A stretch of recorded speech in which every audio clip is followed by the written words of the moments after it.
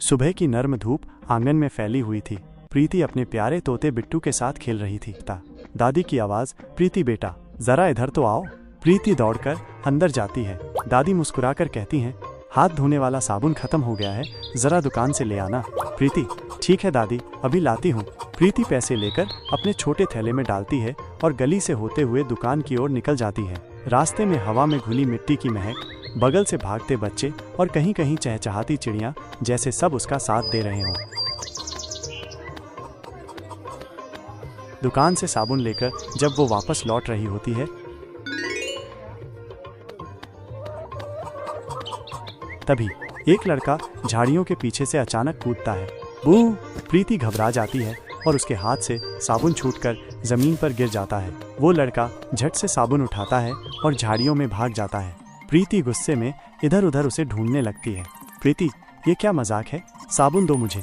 कुछ देर की आंख मिचौली के बाद लड़का हार मानता है। लड़का, माफ कर दो, अगली बार नहीं करूंगा, लो ये लो साबुन। प्रीति मुस्कुरा देती है और चुपचाप घर लौट जाती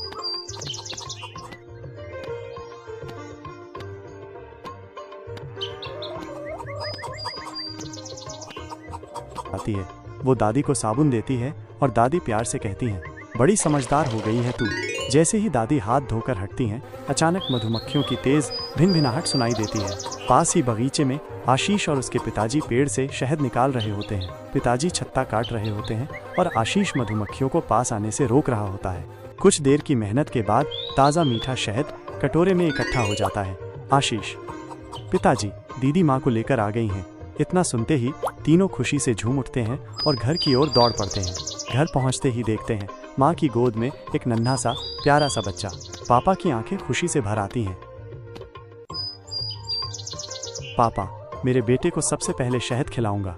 दीदी, अभी नहीं,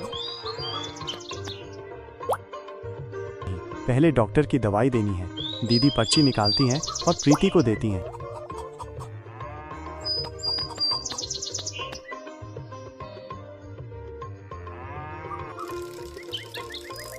प्रीति दौड़ती है, हॉस्पिटल के पास की मेडिकल से दवा लाती है।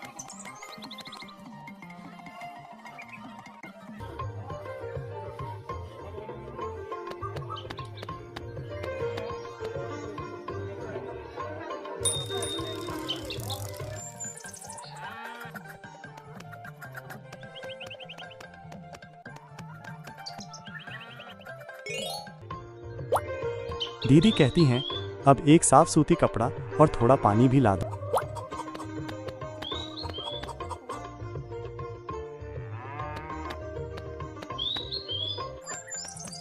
प्रीति कपड़ों की ओर जाती है, लेकिन वहां क्या देखती है, कपड़ों के ऊपर बहुत सारे कौवे बैठे हैं। प्रीति एक एक करके उन्हें भगाती है। एक उड़ता है, दूसरा आ बैठता है, कभी ताली, कभी चप्पल, कभी पत्थर। थोड़ी मेहनत के बाद आखिर सब कौवे उड़ जाते हैं। वो साफ कपड़ा लाकर दीदी को देती है।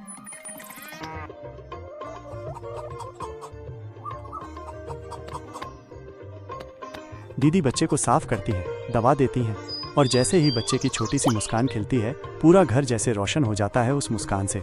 लेकिन दोस्तों, ये कहानी यहीं खत्म नहीं होती। अगर आपको ये कहानी पसंद आई हो तो हमारे चैनल को लाइक, सब्सक्राइब और शेयर करना न भूलें।